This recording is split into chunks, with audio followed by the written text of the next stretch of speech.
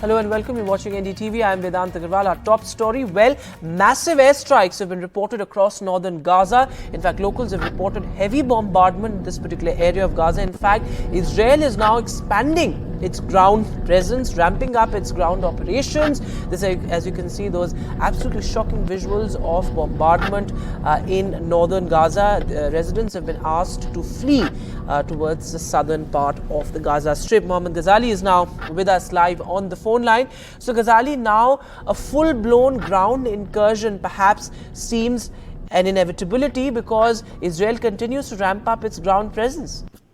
Yeah, massive bombardment for the last 1 hour on Gaza Strip on the northern side, and the IDF spokesperson also briefed just a short while back where two things were very important. One, he said that the ground forces are expanding their operations. It means that perhaps this is a sort of a covering fire which is being given to the ground forces if they have made an incursion. But as of now, since the communication and the internet lines are down in the Gaza Strip, so no confirmation as of now that what are the plans of the IDF, but he has certainly hinted by saying that ground forces are expanding their operation. It means that what it's almost a writing on the wall now that Israel is preparing its ground to get into the Gaza Strip from the northern side. But absolutely horrific scenes which will emerge once the network and internet lines are restored, because all what was happening as a back channel talks. Through the day, we are getting all these reports of Qatar and Egypt and other Arab nations being engaged in negotiations with Hamas, and Hamas putting out conditions for the release of hostages of dual nationalities, of Israeli citizens. It seems nothing is working on that front. That is why this ground invasion or the aerial bombardment has got intensified in the past 1 hour. Now, what sort of arrangement is being made? What are the demands? Why Israel is not willing, or why Hamas is not releasing the hostages? Those back channel talks are on, but certainly it shows also the failure of the international community in that way that despite all the talks, all the meetings, the attack on Gaza Strip is going on right now, and it comes hours after IDF and the Prime Minister of Israel, Mr. Benjamin Netanyahu, also released the footage, an animated footage of showing that how one of the biggest hospital, Al-Shifa hospital in the northern strip, of the Gaza, alleging that it is also a base of Hamas. So just hours after that entire video and a statement came out from IDF showing that they have a proof that how Hamas uses hospitals, schools as the shelter for their operations, it comes like a justified attack after this on Gaza Strip.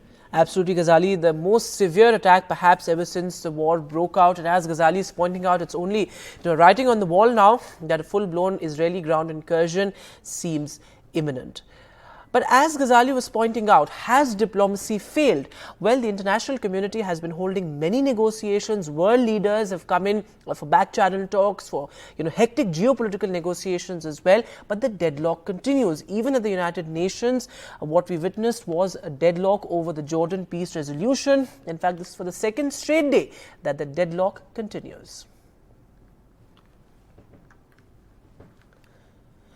And moving now to the other big international headline, there's some relief for international students in Canada. Well, the Canada government has now announced new verification processes. This after many students had taken to the streets protesting against what they call the immigration fraud. In fact, Indian students were at the center of this controversy, as Canada had ordered the deportation of 700 students who said they were duped by local education and travel consultants. And now the government has an increased role to play. In fact, the government will be in direct link as far as these travel consultants and education consultants are concerned, and they will have a greater stake as far as the verification process is concerned. Moving now to the diplomatic row between India and Canada. The big question is, will Indian students be impacted? Because many visa services have been shut down as well. A top education consultant, in fact, has told NDTV that this is just a minor obstacle, perhaps just a hiccup, and this diplomatic row will have no implications as far as students are concerned. Listen in. Given the current India-Canada face-off in the diplomatic spat, will going to Canada for higher studies be difficult for Indian students? I think, Paramesh, for answering this question, we need to put things in perspective. If you look at Canada, over the years, you have seen an exponential increase in number of students applying to Canada. Why is that? A, is a very friendly nation. They welcome you with open arms. Two, lots of facilities for research and extracurricular activities. Number 3, job opportunities are tremendous. And 4th, the attraction is to get that permanent residence to settle down in Canada. As a result, Canada has become a very popular destination in the last 10 years I've seen in India. But lately, because of the political fallout, a lot of people have been asking me what is going to happen in Canada. I still believe it's a hiccup. I think things will improve. If I talk to students at the ground level in Canada, they're extremely happy. The political fallout has not impacted them at all. I think we read more about it in our papers out here, so we feel that the impact is there. But answering your question, as students are now getting ready to apply for next year, there is a bit of apprehension. Parents and students both are concerned that what will happen. Will the visa come on time? Will we get there? Will our children be welcomed out there? Will we get a job after that or not? These are apprehensions. But I think in spite of all these apprehensions, people are still applying. There may be a slight drop in applications, but people are still applying because Canada is a very favored destination. So what they're going to do is they're going to apply. There may be a small drop, but they'll have a wait and watch attitude. And sometime by May, June, when the decisions come out and see what the political scenario is, I think then they will take decision. But I don't see a major drop in application to Canada at all. I think on the contrary, people will still apply to Canada. And I think what I must give credit to is the Canadian universities. The admission directors have really reached out to students and parents, both through emails and seminars, and made them very comfortable. Look here, this is a hiccup. It's not impacting college life at all. So please do apply. I think parents eventually want assurance, and that assurance is coming from the Canadian colleges. So I really honestly don't feel there's going to be too much of a change, believe me. But yes, people will talk about in the cocktail circuit, what should we do, what we shouldn't do. But eventually when it comes to our applications, people will still apply, but have a wait and watch attitude and see whether the visas are coming in time. If they do get the visas, they'll definitely be going. And the other big international headline, well, death penalty for 8 Indian Navy veterans in Qatar has really left New Delhi shocked. But the big question now is, what really are the legal options before India? There are many channels, including diplomatic channels, that India can use and also invoke the international law. But what is the road going ahead? How can India appeal or challenge this particular order? Kadambini has more details. So 8 Indian former Navy officials are facing death sentence in Qatar. What happens in such cases? What does Government of India do? Let me inform you, according to what information External Affairs Minister gave in Lok Sabha on 28th of July 2023 when such a question was asked of him. Now, the government closely monitors the situation of Indians in foreign jails. If they come to know about any Indian who is in foreign jail, then they get in touch with the foreign officials, the local foreign office of whatever country they are in, and they try to approach, get the consular access to this person. When they get there, they ascertain the facts of the case and also do ascertain whether this person is indeed an Indian national. So once these are done, the foreign office, what it does is goes for the legal aid step. What is the legal aid? Now, any Indian who is in conflict of law in any other country, for them, if the population is quite huge in that country, as is in case of Qatar, there are 8 lakh Indians staying there. So there is usually a panel of lawyers, the local lawyers which India hires. These lawyers go ahead and try to get the matter over as soon as possible through legal recourse, and they take it up with either the local law enforcement agencies or courts, whichever way it is possible. Now, the next step from these is that the release and repatriation is tried. Now, in most of the times, since 2014 to July 2023, we have seen that India has managed to get at least 4,500 Indians back to India. Their sentence was either commuted or they were pardoned. So this is also an option where which Government of India can do. Now, efforts for Indians in jails abroad is done through various channels. It is not only the legal recourse which India looks at, but also whether the diplomats can manage something, or the higher officials, or even through political channels. So this is not only a one option situation. There are several channels which come together to secure the release or commuting the sentence of the person, of the Indian who is in a jail in conflict of law there. So what is the policy of government in when it deals with with Indians in jails abroad, and especially in this case, what has happened in this case. So it's a matter of Qatar. Now India and Qatar have signed a deal on transfer of prisoners, sentenced prisoners in 2015. When the Emir of Qatar came here in 2015, this agreement was signed, and it remains to be seen whether Delhi will indeed invoke this and whether it works or not. Apart from Qatar, India also has such an understanding with 31 other countries, and these countries include countries like Mongolia, Qatar, Russia, Saudi Arabia, Somalia, Spain, Thailand, and several other countries. So this is also an option, and India can ask for this, and if nothing else works out, and if the political pressure, political understanding does not work out, legal recourse does not work out, then of course there is an option for International Court of Justice where India can go with its appeal. And moving now to the battle of states. Well, in poll-bound Rajasthan, a huge welfare push by the Congress. Chief Minister Ashok Gehlot has taken his Mehengai Rahat plank to a new level with 7 welfare promises now, including a guarantee for English medium education. How much of this can actually translate into votes on the ground? Harsha Kumari Singh has this report. 7 big-ticket promises as the Congress heads into elections. English medium education to all school children, a promise to guarantee an old pension scheme to make it into a law, 10,000 rupees outreach for women voters, youth and farmers.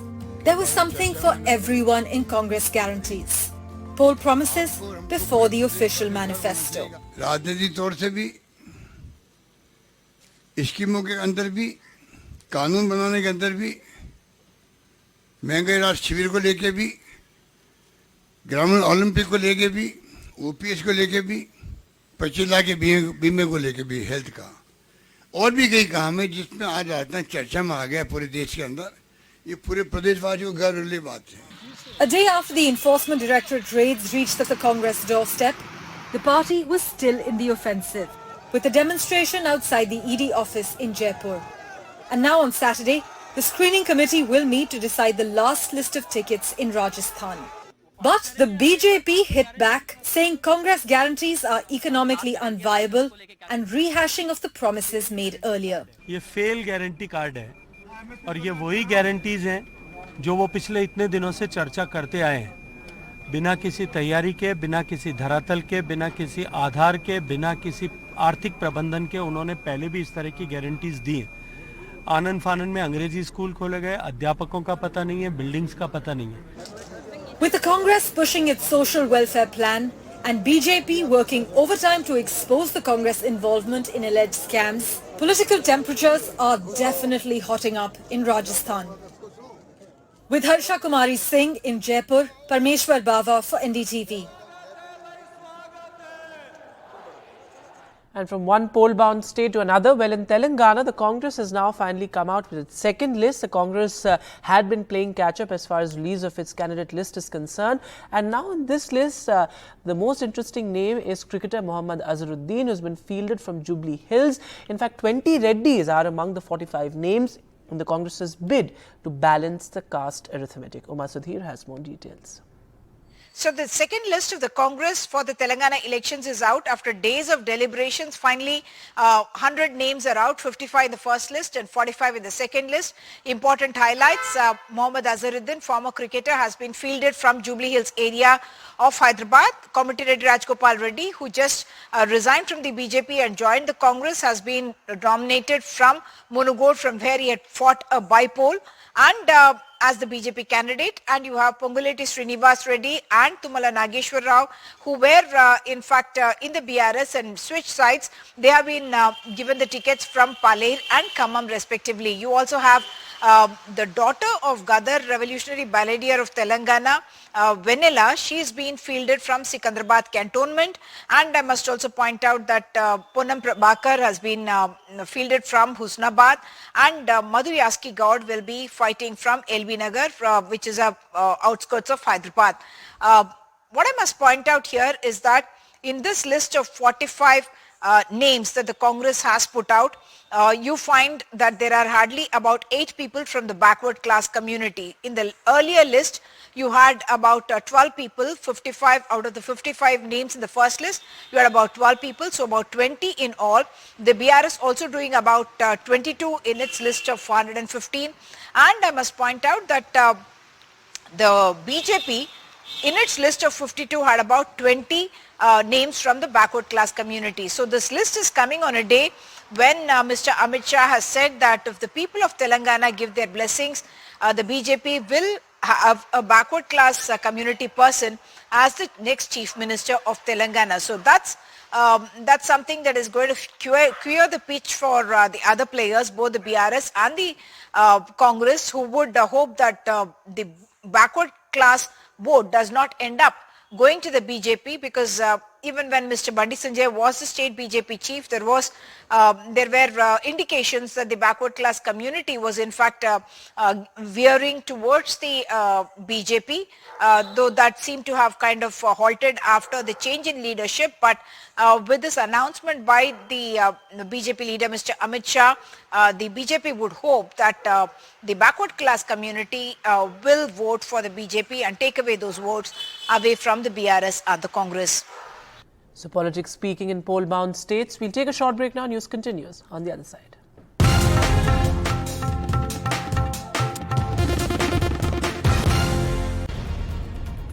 Welcome back. In shocking news from Jammu and Kashmir, a BSF Jawan and a civilian were injured in an unprovoked firing bid by Pakistan Rangers. In fact, that unprovoked firing went on for about 7 hours. This has been described as the worst violation by security forces, as civilians were also targeted. They had to run helter-skelter for cover. Take a look at this report. Unprovoked firing from Pakistan in the Arnia sector along the international border in Jammu division late on Thursday night, the day when the erstwhile state was celebrating its 76th accession day. Mortars fired by Pakistani side exploded inside Arnia town.